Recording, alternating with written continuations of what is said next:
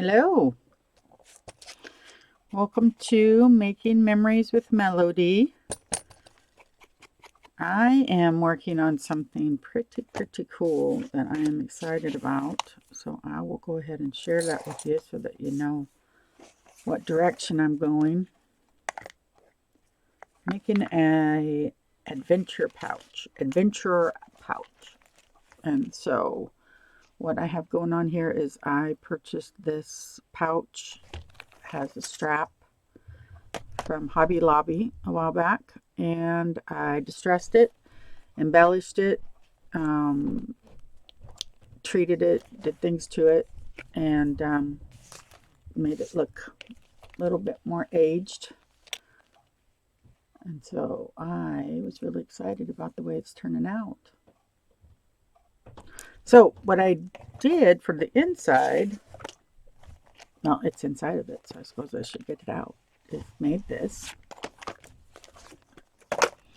And I'm also making another little journal to go in there, but this is the first thing that I created, thinking what direction I was going with this. And let me bring this down a little bit. And there we go. Boy, it looks kind of grainy, but anyway. So I took and used a 9-inch by 4-inch envelope. I distressed it and altered it, and then folded it to where the back would end up being the back of my pamphlet here. I don't know if this would be a pamphlet or fold out. I don't know. Flip book maybe. I don't suppose it has to have a name. And then because it didn't cover all of it, I took a card from the Extraordinaires Fantastics. It's the Ciao Bella kit. And so what I did is I took this paper, this is just paper, and I sprayed it with mica powder and altered that. And then these are cardstock, and I altered those. And let's see, I made this pocket. And I took a magazine that I have, which is a really cool magazine, an art journaling magazine, this one. And took some pictures out of it just to give it something unique that would only be to add to the uniqueness of it. So that's a pocket there, and I sprayed that with mica powder, or alcohol ink with mica powder in it. And let's see, this one also is a image out of that magazine. And I took and did some embossed some cardstock, and then did metal treatment on it and added a tab, and then that goes in there. Not necessarily a journaling spot, just kind of a fun little discovery thing, I guess. This one is a text spot. It has a metallic piece here that I embossed, texturized, and then I did also with the back. And then it says leave room for magic. But it has kind of the European look back here, which I kind of thought gave it the steampunk vibe because of the Victorian. I have this punch right here that I've been using on the edges, and so that's been giving it another little bit of a feature. I distressed all the pages. This is I don't know, it's some sort of little twisty thing that I had, and I have never really known what to do with it, and it just seemed like it would work really well in here.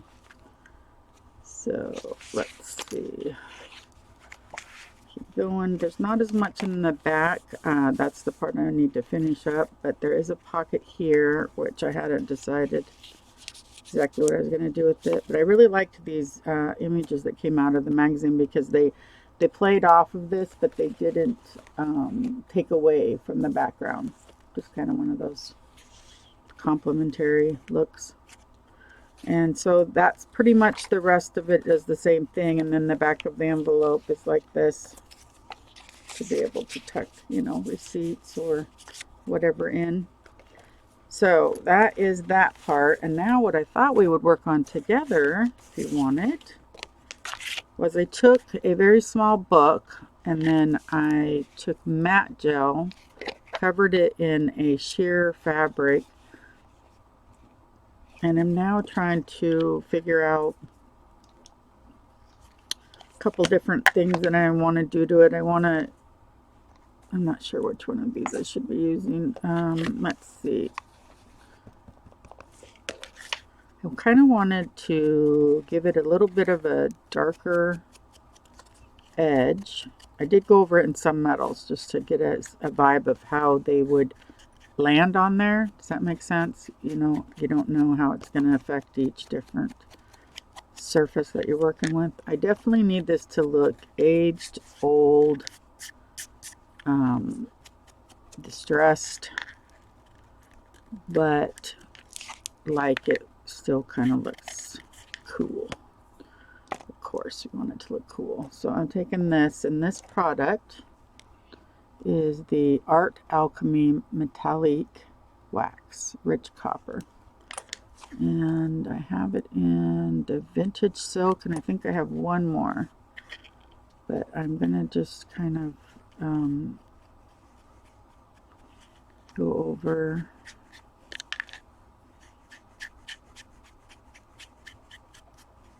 like that. And I might work on that quite a bit more. I don't know, but I want to get the inside covered. And so to do that, or with doing that, I have these ready. And I've already cut them and then distressed them. And so, and they don't both need to be, I don't know, that might help with my stability of my spine, although I don't see it being a problem. But so this is what I was going to do, and then I have these.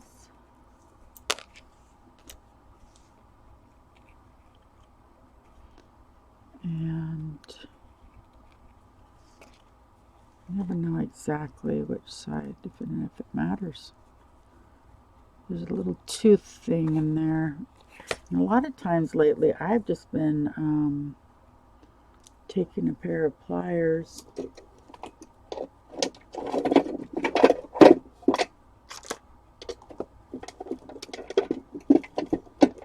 oh goodness, and they're stuck in there pretty good.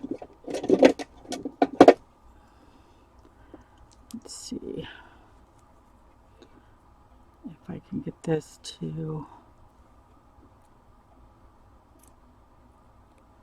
it's just this little tooth on each side that I guess would be pressed down in there, but it doesn't want to go over the edge. So there we go. I don't know. Could make it work if I really manipulate it. So that's where I was going with it. I was thinking this bronzy one would be the best to look. It just seems to need to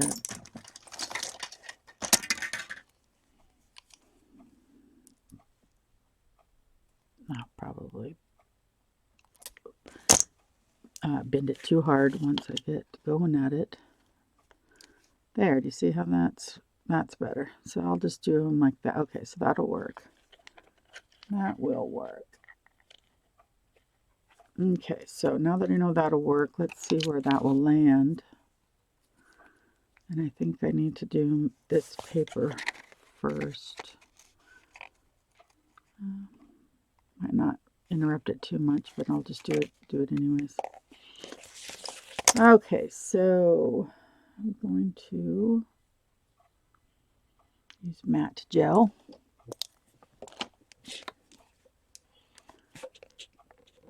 Matte gel is the product that I buy from Hobby Lobby. Masters Touch matte gel.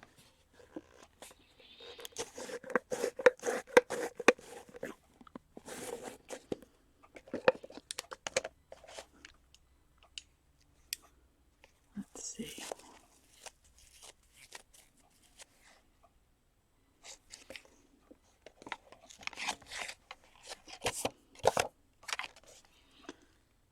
Alrighty, so we need to have this not too thick by any means, but you need to have enough to where it grabs the paper.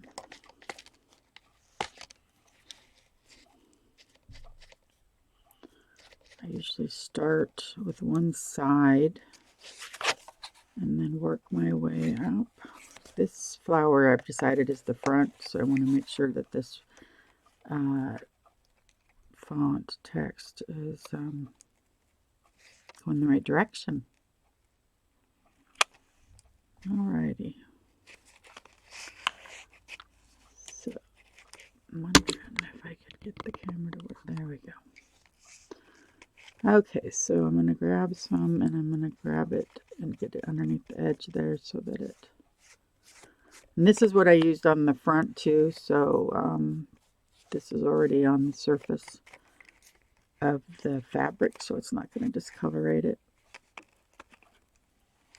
because it's already on there. I wanted the fabric to... I was going for a distressed, aged look, so I didn't want it to look all shiny and pristine, so that was my plan. We'll see how it all turns out, though. You just never know until you're done, especially when you're trying different fabrics and different techniques that you might not have tried before. But I think it's important to try new things when you can. I definitely support that. Alrighty. I'm going to press this down because I don't want any of the matte gel to stay behind there.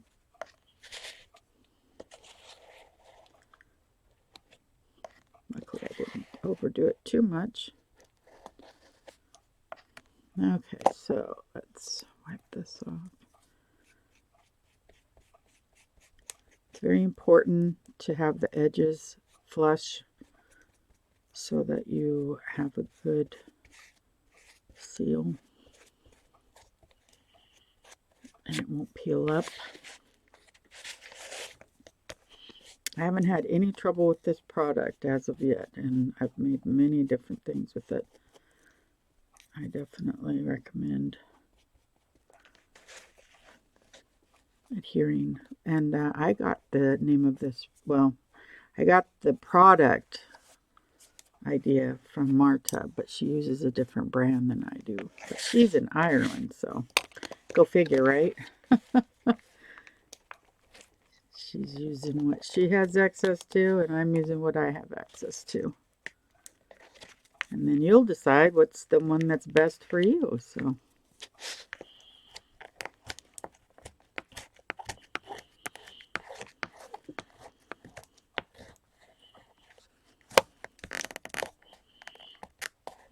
Alrighty.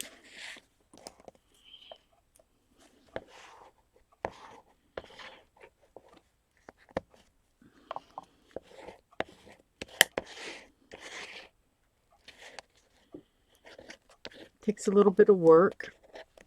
It's not something you're going to be able to do in 5 minutes when it comes to the way that I line my books. I've done a couple of videos in my Facebook group about it because I do feel that it's important, if you can, to not have the wrinkles. But you know, it happens. It definitely happens.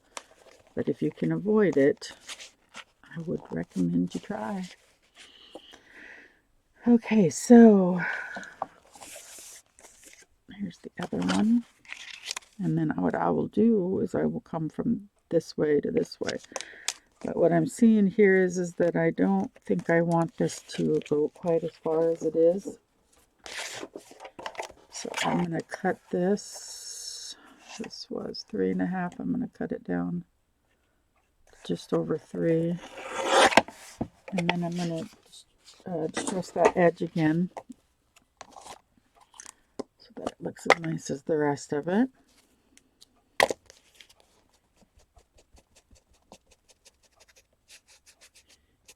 There we go. And this is the Timber Brown Stays On, which is a solvent ink. It won't smear or dissolve when I use this product. So that's why it's important to use, let's see, the archivals or the Stays On. Those are the ones that work best for this type of project technique.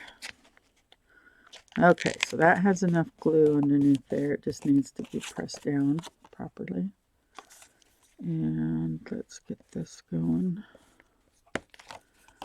And make sure my writing is the right direction.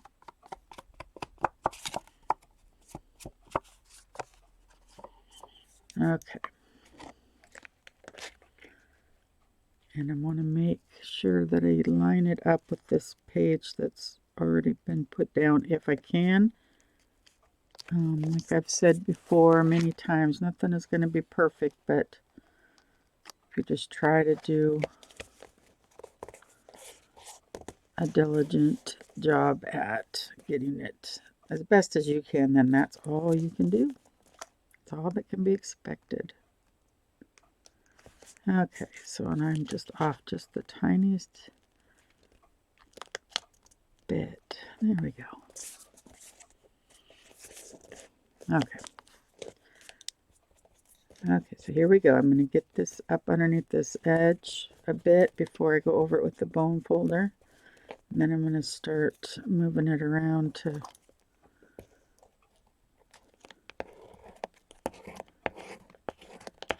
get my bend.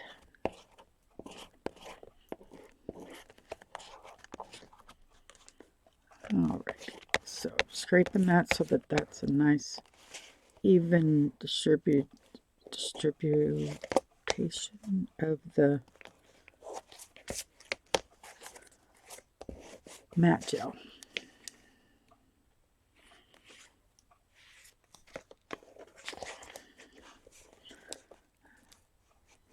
There we go. Now I want this to fold with, so when this is going to close, I want it to not buckle as much as possible. Some buckling happens. It's just the fact of recovering a book cover. But if you kind of manipulate it, you can make it the paper a little bit more forgiving. So if it's hooked onto the back and it moves as it's drying, it won't buckle the same as it would have otherwise. So,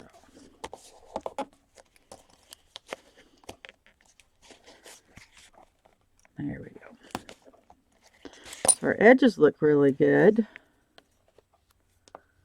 Looks very securely adhered.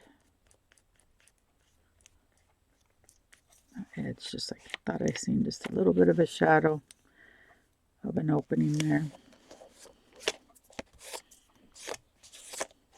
Alrighty, so there's the front cover.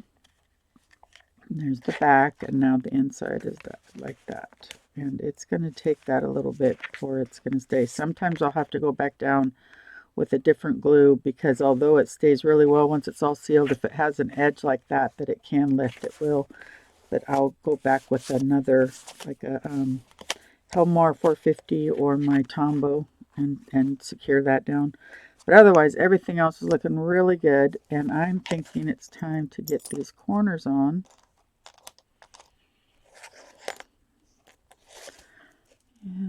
that's the one that nope, not the one that I brought the teeth up. I don't know. I'm not sure how those are supposed to work, and I wish they weren't on there. I probably wouldn't buy them again if I knew that they had those teeth. But let's see if I need to bend this in a bit. Yep. Alrighty. Last time I just took it and bent it a little bit.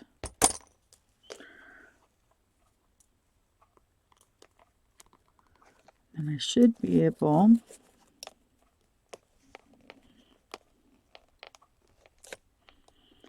to clamp this down. I bought a bunch of these last year. Some from China, some from Amazon. And so I have larger ones and medium ones and small ones.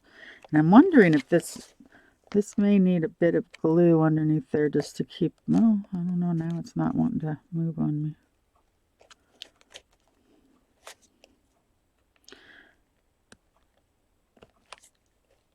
I don't know.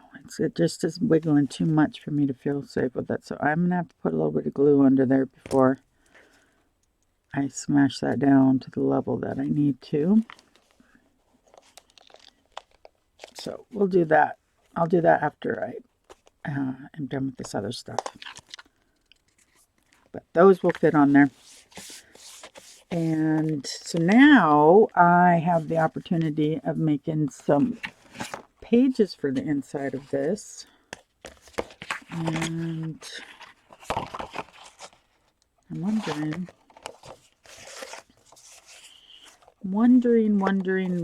always wondering. I have a couple different, I wonder if this would look nice in there if it was distressed. I think some of it, at least this one wouldn't.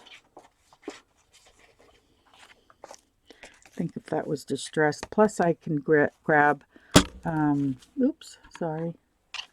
I can grab some more of the papers that went with this kit.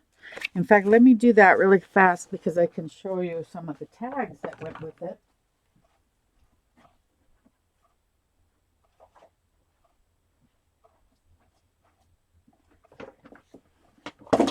Maybe we could cut some of those out.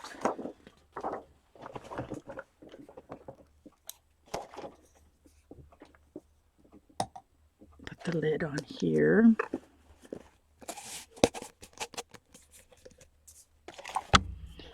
So set this here.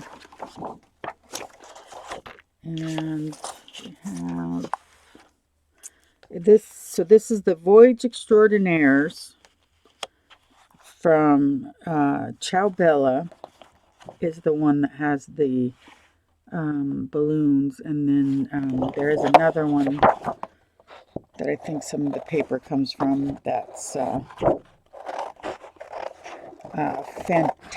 Fantastics from Samperia. I was pretty sure that I wanted to incorporate this piece.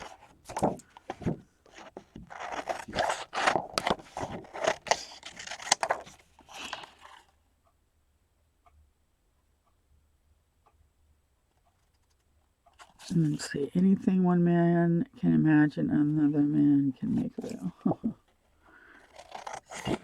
Okay, so this one would be one that I would want to include. I dream with my eyes open. That one would look cool if it was distressed properly. So that one. That one's kind of neat too. How many things have been denied one day only to become realities the next? Perfume is the soul of the flower, and sea flowers have no soul. That's intense. Okay, so let's look at this next page.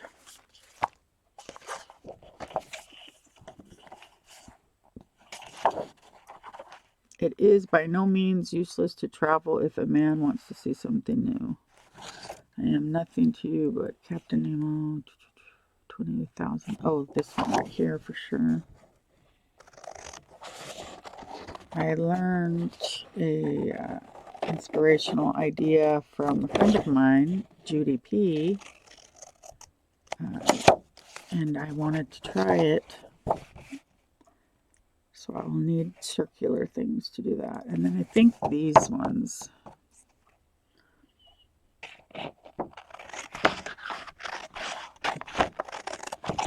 Would be good.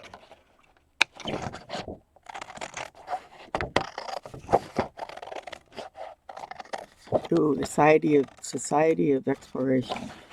We have to add that. So I'm going to cut this out right here.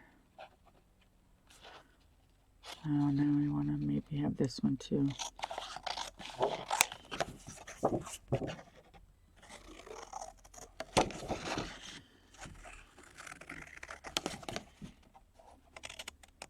There we go. Okay, so put all of this aside and concentrate on these pieces and add them to this part and our little book. So along with, you know, I have some really cool vintage music paper that would work. We have this. We have the rest of the portion of this. And I can collect some more vintage papers. And we will come back for another installment of this. But thank you for hanging out with me in this craft with me. Share with my little adventures pouch. So let's look back at this. This was a purchase from Hobby Lobby. And I'm going to, I distressed it. I added the metals. I added darker colors and then the metals. I'm going to make something for this pocket here, which is this little journal type flip up thingy. All right, that one fits in there. And then I'm going to make this one to go in here. And then I'm going to do that. Oh, let me check. I have some people hanging out. Good morning. How is everyone today? I'm trying to get all of my, not all of my, but half of my to-do list as far as videos done this morning. And then I will have a empty spot in my afternoon that I could come up with some other things. Haven't been on YouTube for a little bit. I like sharing with you guys the things that I'm doing. So I just thought, what the heck? I was going to be working on this anyways. So this is my Steampunk Adventurer pouch. Thank you for joining me. Bye-bye.